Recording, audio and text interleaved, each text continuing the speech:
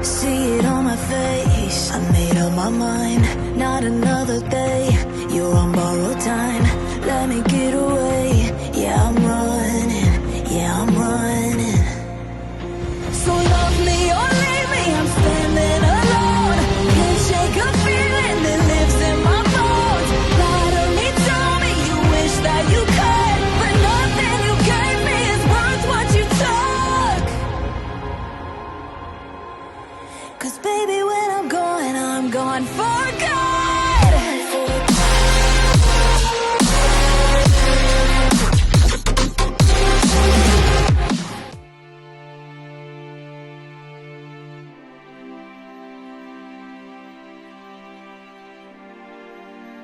Melanjutkan dari kisah sebelumnya. Pada saat ini diketahui bahwa penguasa ilusi mimpi bukanlah lawan yang mudah ditaklukkan. Terbukti sejak Xiaoyan bergabung dengan avatar pemakan jiwa dan mengaktifkan keberadaan jiwa ilusi, bisa dianggap jumlah penggabungan semacam ini sebenarnya tidak banyak. Meski begitu, kekuatan yang berasal dari wilayah tidak dikenal ini begitu besar dan hingga sejauh ini belum ada yang mampu menandinginya. Namun penguasa ilusi mimpi memilih menggunakan kekuatan larangan dan memaksanya dengan brutal. Saat berikutnya larangan-larangan itu mulai runtuh secara gila-gilaan. Di kehampaan, run yang tak terhitung jumlahnya bermunculan. Mereka datang silih berganti tanpa henti. Dia rela membayar harga berapapun untuk menghalangi demi melindungi gerbang emas. Namun tekad Xiaoyan pun telah bulat. Jika pihak lawan berani mengorbankan segalanya, maka dia pun tidak akan ragu membayar harga yang sama. Bahkan sampai mempertaruhkan segalanya. Dalam sekejap Xiaoyan menggenggam bendera penekan jiwa lalu langsung mengarahkan jiwa ilusi. Dengan teknik ini, dia mampu menghindari larangan-larangan tersebut dan mendekati lokasi gerbang milik penguasa ilusi mimpi. Sebelum serangan keberadaan kehampaan itu berakhir, masih ada kesempatan untuk menghancurkan gerbang emas tersebut. Sosok Xiaoyan tiba-tiba muncul di ujung kehampaan. Jaraknya dengan gerbang emas kini hanya puluhan kaki. Di lautan kesadarannya, seluruh kekuatan jiwanya meledak keluar tanpa sisa. Segel pemusnahan jiwa. Pada saat yang sama Xiaoyan menelan pil pemulihan jiwa yang telah dia siapkan sebelumnya. Puluhan sinar putih dari kekuatan jiwa berbentuk salib bergejolak di kehampaan.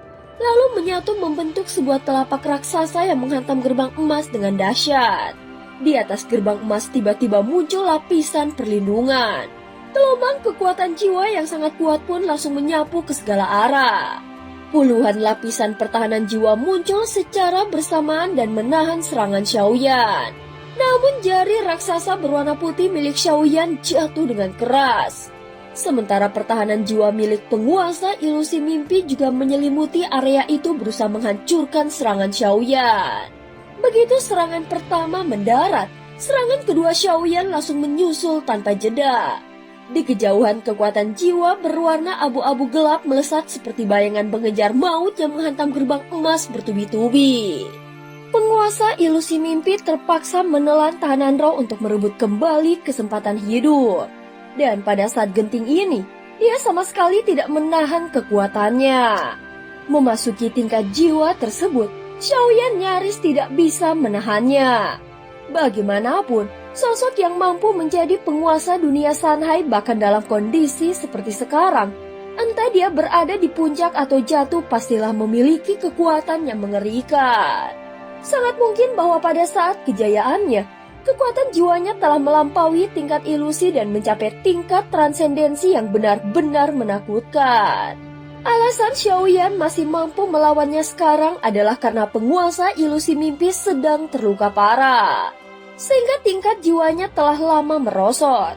Jika benar-benar harus menghadapi seorang ahli transendensi dalam kondisi puncak, Xiaoyan sama sekali tidak akan memiliki peluang untuk keluar hidup-hidup dari alam mimpi tanpa batas yang diciptakan oleh penguasa ilusi mimpi. Setelah dua jari Xiaoyan jatuh berturut-turut, konsumsi kekuatan jiwanya terukur sangat besar. Namun tanpa sedikit pun keraguan, dia tetap melanjutkan serangannya. Pada saat ini dia perlahan mengangkat tangannya lalu mengarahkan jari ketiga. Dua jari sebelumnya adalah serangan murni. Sedangkan jari ketiga ini memiliki kemampuan menyerap pecahan-pecahan jiwa di sekitarnya dan menggunakannya untuk memperkuat diri sendiri.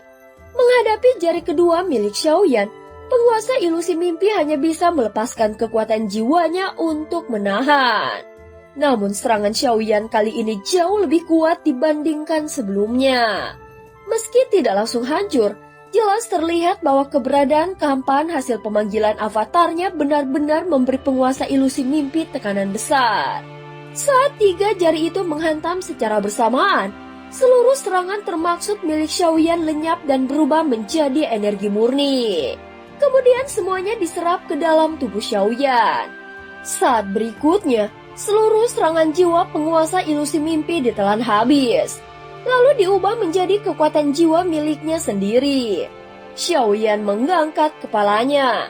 Cahaya ungu di celah matanya mulai meredup dan waktunya sudah hampir habis. Tiba-tiba sorot mata Xiaoyan menjadi dingin dan kejam. Bendera penekan jiwa muncul di hadapannya. Segera lapisan demi lapisan cincin jiwa menyebar keluar. Cincin-cincin jiwa ini melambangkan seluruh jiwa yang tersegel di dalam bendera penekan jiwa. Terhadap jiwa Yetian dan fragmen jiwa Master Void, Xiaoyan mampu mengendalikannya dengan sangat presisi. Memastikan mereka tidak ikut meledak karena fragmen jiwa itu masih memiliki kegunaan. Apa yang sedang kau lakukan? Yetian berkata dengan sinis. Namun pada saat ini Xiaoyan sama sekali tidak menggubrisnya. Dia tahu betul bahwa jika seluruh jiwa di dalam bendera penekan jiwa diledakkan, Yetian tidak akan binasa. Makhluk seperti ini memiliki sifat abadi dan tidak dapat dimusnahkan. Paling hanya akan sedikit terpengaruh. Lapisan-lapisan cincin jiwa pada bendera penekan jiwa meledak satu persatu. Seketika kekuatan dari jiwa yang tak terhitung jumlahnya dilepaskan. Didorong oleh kehendak Xiaoyan yang nyaris gila lalu berubah menjadi badai jiwa penghancur. Badai itu tidak menyebar keluar, melainkan diarahkan dengan presisi ke gerbang emas yang sudah berada sangat dekat. Tidak ada suara yang terdengar secara fisik. Bagaimanapun, ini adalah benturan murni energi jiwa. Ledakan tanpa suara yang mengerikan terjadi di tingkat spiritual. Cahaya jiwa yang menyilaukan langsung menelan kampan di sekitar gerbang emas. Larangan-larangan yang dibangun penguasa ilusi mimpi runtuh satu persatu. Di bawah hantaman jiwa yang meledak dari dalam keluar lalu hancur tanpa mampu bertahan. Gerbang emas kuno yang menjadi wadah asal-usul penguasa ilusi mimpi akhirnya tidak sanggup menahan kekuatan jiwa mengerikan dari ledakan bendera penekan jiwa. Dia terlempar oleh energi brutal itu dan permukaannya penuh retakan. Xiaoyan kembali mengarahkan segel pemusnahan sumber jiwa. Dorongan mematikan itu segera meledak sepenuhnya. Pada saat ini Xiaoyan teringat tahanan roh. Dialah yang telah mendorongnya ke dalam bahaya. Jadi dia tidak boleh membiarkannya celaka. Saat berikutnya, kekuatan jiwa yang agung membentuk gulungan cahaya putih raksasa didorong oleh sisa ledakan bendera penekan jiwa. Gerbang emas akhirnya hancur sepenuhnya. Pada detik kehancurannya, sebuah bayangan jiwa yang terdistorsi dipenuhi kebencian, racun, dan amarah melonjak keluar dari inti gerbang emas yang hancur. Tanpa perlindungan gerbang emas, wujud asli penguasa ilusi mimpi akhirnya terlihat jelas.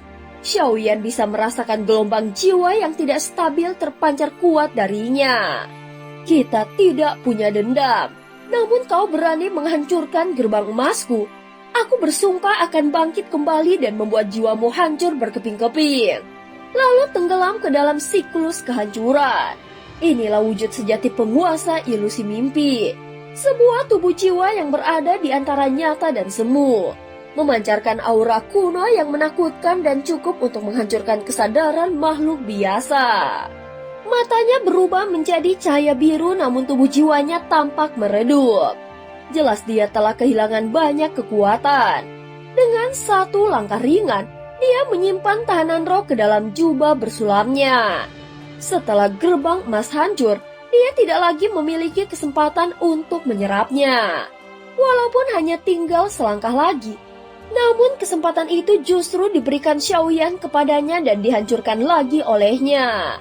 Kini bayangan raksasa penguasa ilusi mimpi memusatkan seluruh kebencian dan kekuatannya pada Xiaoyan yang berdiri di bawah. Tekanan mengerikan dari sisa wibawa penguasa dunia Sanhai tetap cukup untuk menghancurkan jiwa makhluk biasa.